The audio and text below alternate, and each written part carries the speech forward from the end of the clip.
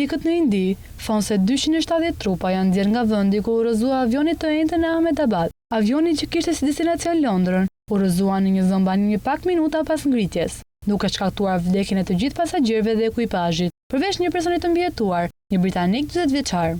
Zyrtarët po përpiqen gjithashtu të përcaktojnë se sa njerëz kanë humbur jetën në tokë dhe po vijojnë me procesin e ngadalë të krahasimit të monstrave të ADN-s për të konfirmuar identitetin e viktimave.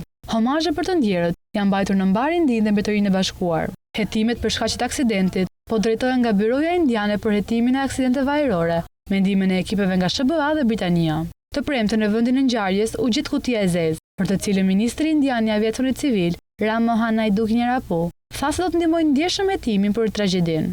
Më pak se 60 sekonda pasi ishte ngritur nga aeroporti ndërkombëtar Sardar Vallabhbhai Patel i Ahmedabadit, avioni humbi lartësinë dhe u përplas në një ndërtesë që përdorej si banesë për mjekët e Kolegjit Mjekësor BJ dhe Spitalit Civil. Të shtunën, presidenti i shoqatës së mjekëve të rinj të kolegjit, Dr. Daval Gameti, konfirmoi se spitali kishte pranuar trupat e 270 viktimave. Nga këta, besohet se 241 ishin pasagjerë dhe anëtar të ekuipazhit të fluturimit A1171. Sipas të dhënave të faqes për ndjekjen e fluturimeve, Flight Trader 24, avioni Boeing Dreamliner 787-8 ishte 11 vjeç dhe kishte operuar 25 fluturime nga Ahmedabad në Londër Gatwick gjatë 2 viteve të fundit. Si përgjigje ndaj aksidentit të së enjtes, Autoriteti Rregullator i Aviacionit në Indi, Drejtoria e Përgjithshme e Aviacionit Civil, urdhëroi kontroll dhe shtesë sigurie për flotën e avionëve Boeing 787-8 dhe 787-9 të Air Indias, duke përshkruar këtë si një masë parandaluese.